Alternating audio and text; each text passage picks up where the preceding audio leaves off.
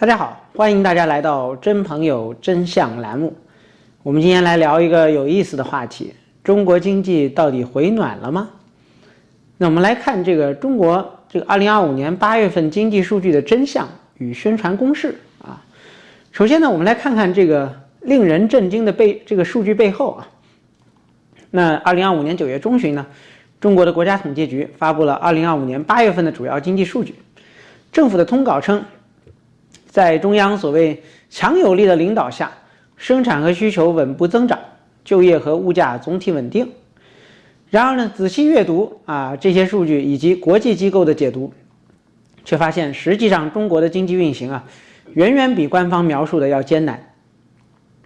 那不论是工业生产、消费、投资、出口、物价和就业，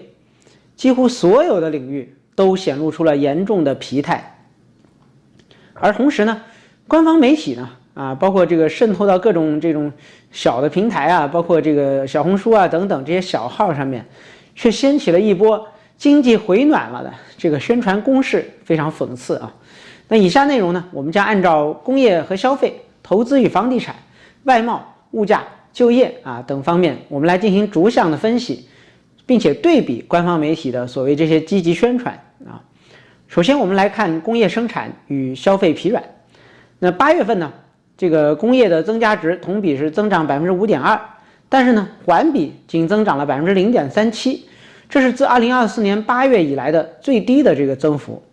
虽然官方强调装备制造业和高技术制造业分别增长了 8.1% 和 9.3%， 产业领域如三维打印设备新能源汽车和工业机器人都实现了大幅的增长。但是这些其实相对小众的亮点仍然难以掩盖整体工业生产放缓的事实。那制造业采购经理人指数 PMI 仍然处于 49.4 的收缩区间，仅比上个月回升了 0.1个百分点。那么在民间调查机构的比如财新的制造业 PMI 虽然回升到了 50.5， 但是分析人士指出，这一反弹主要依靠的是外需的改善就是说白了，这是中美贸易谈判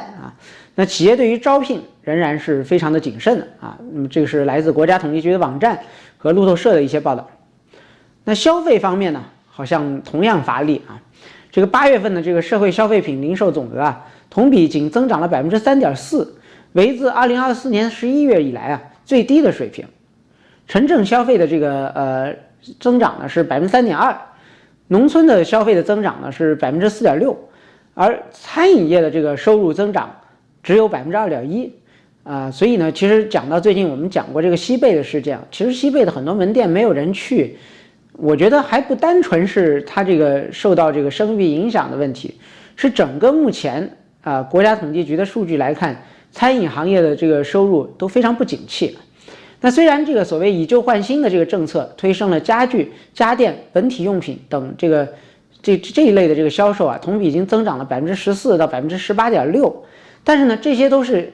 基数较低的传统的耐用品，无法拉动整体的消费。那路透社就援引分析指出零售业增速创下了10个月的新低那么应该讲这个是非常值得注意的现象因为社会零售的增速是很敏感的指标。那么10个月新低呢，就表明居民的消费意愿依然非常低迷，可见居民对于经济未来的信心是不足的这是路透社的报道。好，我们再来看投资的滑坡与房地产的危机。那投资数据呢，揭示了更深层次的问题。1到8月，固定资产投资只同比增长了 0.5%， 明显低于前7个月的 1.6%。国家统计局的公报强调，剔除房地产投资后，固定资产投资增长了 4.2%， 但是这掩盖了私人投资下降 2.3% 的事实。那其中呢，制造业的投资增长了 5.1%， 基础设施投资增长了 2%， 而房地产开发投资则暴跌了 12.9%。房地产行业的萧条尤为明显，新建的商品房的销售面积同比下降了 4.7%， 销售额下降了 7.3%。那路透社指出8月份就是2025年8月份，商品房的价格已经环比下降了 0.3%， 同比下降了 2.5%。70个大中城市，这个70个大中城市中有57个城市的房价都出现了环比下降。一线城市的价格延续了跌势全国的房地产投资和销售双双下滑，地产企业的债务危机仍未解除，导致相关的产业链和这个地方的财政都在承压。那这些数据说明房地产行业仍然是拖累中国经济的一个黑洞这也是路透社的报道。那我们再来看外贸外贸的表现也可以用不振来形容。在外需方面呢，8月份的出口额同比增长了 4.4%， 但是远低于7月的这个 7.2% 的这个增幅，创下了半年的新低。进口只增长了 1.3%， 贸易顺差已经降至了这个1023亿美元。对美国的出口暴跌了 33.1%， 对东南亚国家的出口呢虽然增长了 22.5%， 但是呢业内人士强调这主要归功于新能源产品的提前交付。那么制造业新出口订单连续下滑，反映了海外需求前景并不乐观。国家统计局通报中只强调这个出口同比增长了 4.8%， 进口增长了 1.7%， 并突出了这个一带一路贸易的增长 5.4%， 而这个故意的无视了出口总体明显放缓的事实。那么我们再来看物价这个物价低迷与通缩压力也是非常明显的。那8月份这个居民消费价格指数 CPI 同比下降了 0.4%， 环比持平那食品烟酒类价格下降了 2.5%， 其中猪肉价格暴跌了 16.1%非食品价格大多是微涨核心的 CPI 即剔除食品和能源之后是同比上涨了 0.9%。工业品这个出厂价格指数 PPI 同比下降了 2.9%， 降幅比上个月收窄了 0.7个百分点。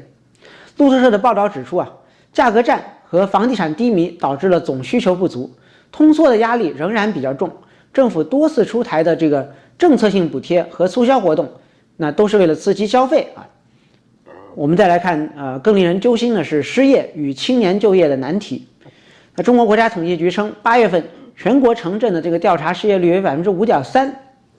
较上月呢上升了 0.1%， 将其归因于这个季节性因素。然而呢，路透社指出，这已经是半年高位了，反映了这个就业市场越来越紧张。更加严峻的是青年的这个就业问题。经济评论引述财新的测算，在剔除在校生之后，16到24岁青年失业率在8月份已经攀升至 18.9%， 为这个比7月份还上涨了 1.1个百分点。这个是自2023年12月以来最高的水平。今年呢，有超过1222万毕业生涌入劳动力市场，加上教培、地产、互联网行业都在裁员，年轻人的就业压力可以说是压力山大好，那么我们来看这个官方的宣传与现实的差距。那面对如此黯淡的数据呢，中国的官方媒体却不遗余力地在营造经济回暖的氛围。那么国家统计局的新闻公报在开头就长篇描写党中央领导下加快宏观调控，全面扩大内需，得出生产和需求稳步增长的结论。真的是这个人是瞎嘛，对吧？包括他后面自己的数据的这些报告，这真的是脸阴不要了那公报还特别强调，高技术制造业增长 9.3%， 装备制造业增长 8.1%， 以及 3D 打印、新能源汽车等产品产量增幅惊人强调服务生产指数增长 5.6%， 信息传输软件和金融和租赁服务增长了2位数，强调消费升级比如这个家具、家电、文化办公用品销量大增，强调在一带一路国家贸易增长了 5.4%就是那些穷伙伴们这个丐帮的这些成员们还有这个所谓私营企业出口份额提高等等，反正就是这让我想起了一个，其实是这中国的这个电视剧但是这个来自中国的人应该都看过，有一个叫《亮剑》的那个电视剧呢，这里面讲到当年确实这个到了1949年这个国军的惨状就是说这个这总是我记得那时候是楚云飞说的，就是一定要在这个已经满盘皆输的局面里面找到那么一点不起眼的胜利，这个就是现在这个统计局在做的这个事情啊。好，那么这个中国的官方媒体及社交平台啊，也大量的在渲染诸如8月经济回稳向好，活力满满啊，新动能，所谓这种新动能啊，什么什么机器人啊，这些增长强劲等等的宣传话术啊，例如这个人民日报、新华社都连续推出文章，说引用高技术产业和新能源汽车的亮眼表现，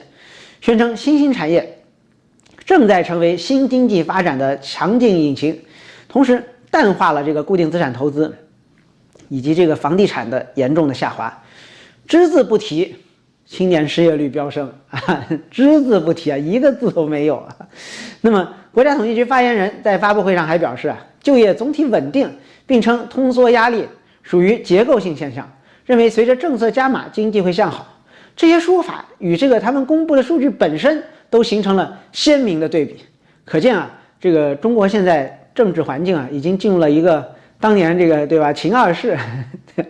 这个赵高那时候指鹿为马的时代已经开始了啊。好，我们来做一个小结，这个数据背后的真相到底是什么？我们综合上面的数据，2025年8月的各项经济数据勾勒出了一个增长动能不足、内需疲软、投资萎缩、外贸放缓、通缩压力加剧、就业市场紧张的真实的中国经济。尽管高技术和装备制造业等部分的领域表现亮眼，但是远远不足以扭转整体趋弱的局面。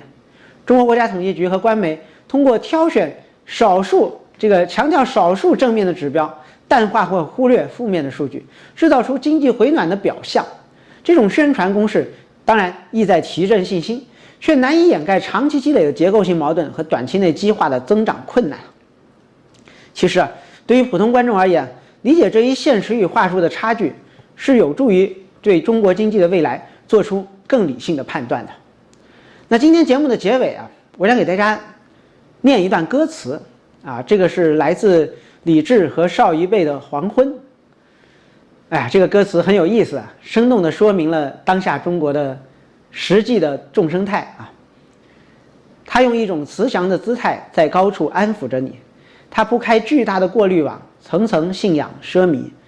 他大义凛然地宣布要把纯净筛留给你，过滤的只剩下了残骸，还要你歌颂感激。你终其一生想找到理由去热爱脚下的土地，